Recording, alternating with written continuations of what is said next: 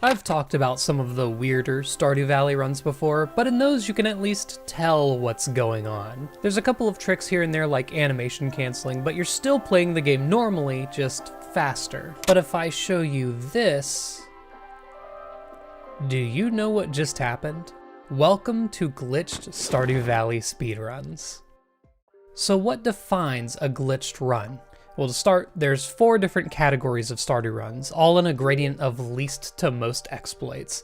Vanilla is the baseline. Nothing exploitative is allowed. The next step is glitchless, the only difference being it allows animation canceling. NDE is kind of the first tier of glitched runs where everything is allowed except copy and pasting text into these boxes when creating your file. And finally, glitched allows that. It is such a major exploit that it needs its own section. So you may be familiar with putting an item ID code into your name so that every time your name is said, the item spawns into your inventory. This is a PC only trick because it causes consoles to crash. Turns out, you can put other codes into these boxes that do a variety of other things, like activate certain lines of dialogue or activate flags that the game uses to mark your progression. Normally though, you can only fit so much, a couple of items or maybe a dialogue prompt. 2 things can fix this limit. First, you change the game to Chinese. For some reason it makes the font smaller so that you can fit more in a single line. But then, you can just copy text from a notepad or something, then paste as much as you want into any box, allowing you to chain as many of these commands in a row that you want. And certain combinations of these commands can trivialize just about any goal you can think of. First, let's look at the simplest of all the runs, completing the entire Joja membership form, which clocks in at a total of 48 seconds. This is thanks to codes that, they just straight up complete the membership forms. Yep, 1 code for each box, do them all, and that's it. We're also going to sneak in the code for a beach warp totem. So in many of these runs, we don't want to skip the intro cutscene, because in Robin's first dialogue line, she says our name. This is where the window shift trick comes in. By pressing left, alt, and enter, we force the game to swap between full screen mode and windowed, with the side effect of opening up the options menu. So in practicality, when performing the trick, you kind of want to roll your hand up to also hit the escape key. This trick works whenever, even in cutscenes when you can't normally open up the menu, and it will cancel whatever animation or dialogue is going on. This is the main reason that most glitch runs are done on 1.2 since it was patched out on 1.3. If you don't use this trick and instead skip the cutscene, the full code that Robin says won't activate. But if you do, welcome home. And hey, that's a beach totem in your inventory. We use it because it's what puts us closest to a loading zone into the town. And once we enter, that's it. The Joja cutscene begins and time stops when we're given the Joja Cola. So this is where I reveal that I performed many of these speedruns myself so that I could get a better understanding of this whole code system. This speedrun is so short, so simple, so how was my run 15 seconds past the record? So remember that window shift trick? Yeah, you use that to cancel everything. Robin's dialogue at the beginning, the teleport animation, the area transition into town, and every single line of dialogue in the membership form completion cutscene. Every time you do this trick, you're saving around 1 to 2 seconds. In doing this, the run basically becomes a precision rhythm game where the moment any dialogue pops up, you gotta hit that combination of buttons, and each millisecond you waste easily builds up to a couple of seconds, which is a huge deal for a run that's under a minute. The fastest time I could pull was 54 seconds. Still 3 behind the record, but a lot closer than I thought I'd be able to do. And that was a run where everything felt perfect to me, just showing how precise you'd need to be to get any higher. The next run we're going to explore is unlocking the movie theater. Guess what commands we use for this one? That's right, the complete the movie theater command. And a ton of pound signs. I'll be honest here, I don't really know why. The running theory is that the game needs this specific command to be a certain amount of characters, and the pound signs get us there without activating any other commands. If you're wondering why these 2 item codes are inserted smack dab in the middle of the commands, that's because as in-game text, these IDs are treated as nothing, and these movie theater commands are too long to fit in one line, so putting the IDs in the middle both allows them to work and save space. So this run's actually done on 1.5. Tried it myself, these specific scripts do not work on 1.2, so no window shifting in this run. time on this run ends the moment you skip the intro cutscene, with the caveat that you show the unlocked movie theater afterwards to prove that it worked. Because of this, we include the codes for Magic Rock Candy and Triple Shot Espresso for the speed boost. Yeah, so this run is 9 seconds long. You do 2 things that can reduce this time. First, skip the first part of the intro cutscene. Second, skip the cutscene after Robin's dialogue. That's it. And you better do it perfectly. You spend more time checking to see if your code worked than you do actually doing the run. Next one's got a little more meat on its bones, reaching floor 120 of the mines. There's also a category for floor 52, so I guess this could count for both. And guess what? We're playing this on 1.6. Recall that in 1.6, item codes got changed a bit so you couldn't put, for instance, a yellow couch in a loom, amongst other similar exploits. This change resulted in a lot more items getting unique IDs so that overlap doesn't exist, meaning you can use these new codes to spawn those items in your inventory. This applies to staircases. Brackets BC, close brackets, 71.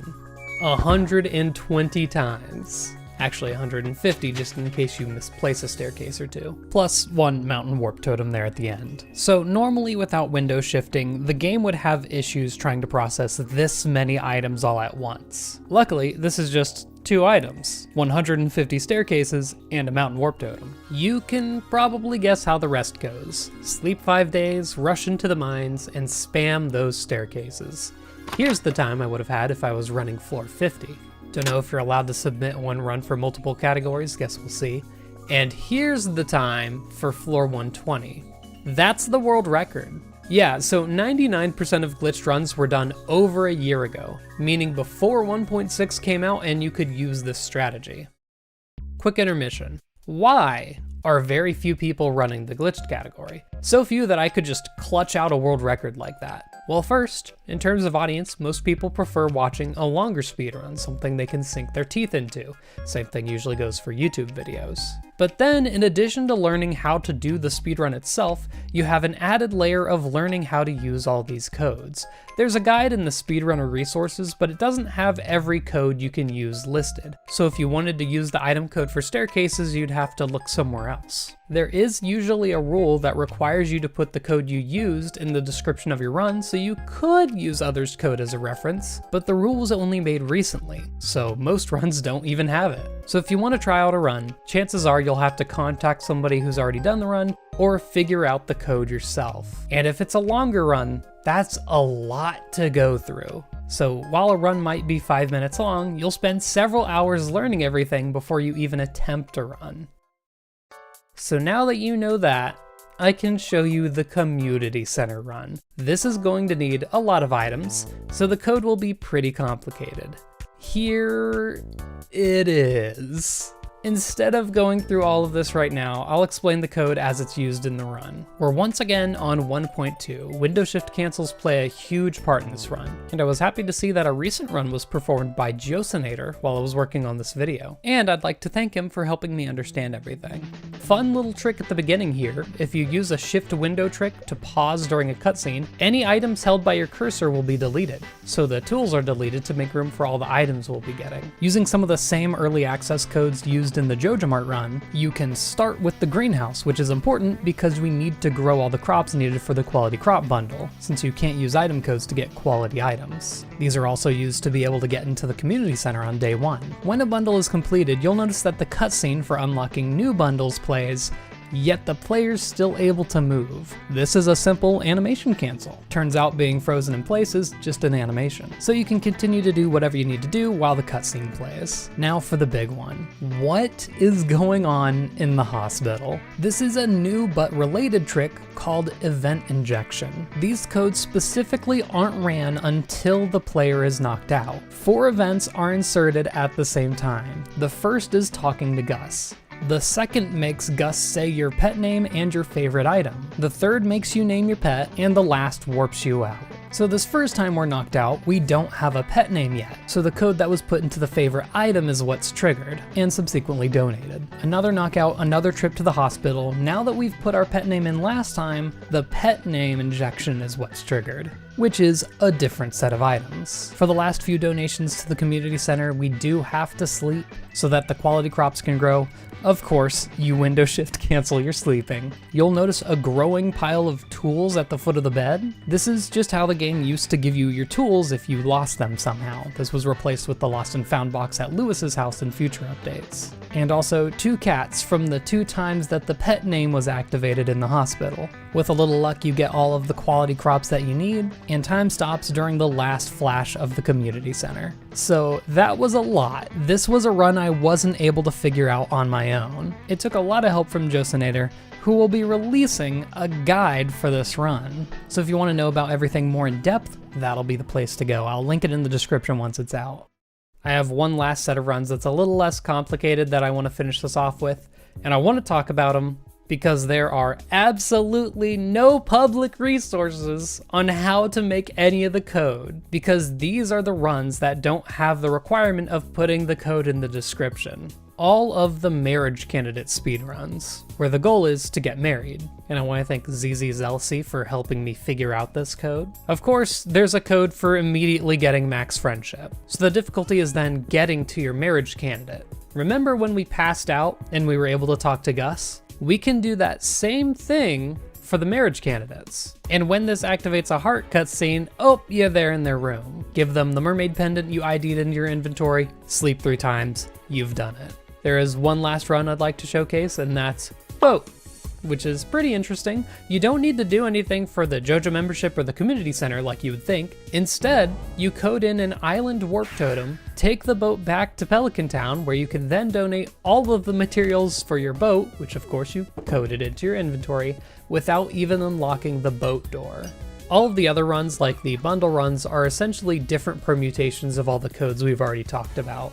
Just simpler. And finally, one last note. If you are daring enough, there is one single-player glitched speedrun still up for grabs. And it's for completing the missing bundle. It has all the same requirements as completing the community center, but with the missing bundle tacked on top of it. And it's a little complicated because, as I said before, you can't get quality items from item injection. And unfortunately, the missing bundle requires at least 2 quality items. So there's a little extra routing work to be done there. As hard as it was to get a handle on how the glitched runs work, I found it really fun to try out these essentially abridged versions of the non-glitched runs. I'm kinda hoping this video convinces a couple of people to give them a try, as clearly there's room to grow in some of these categories. Thank you for watching, hope you enjoyed, see you in the next one, and good night.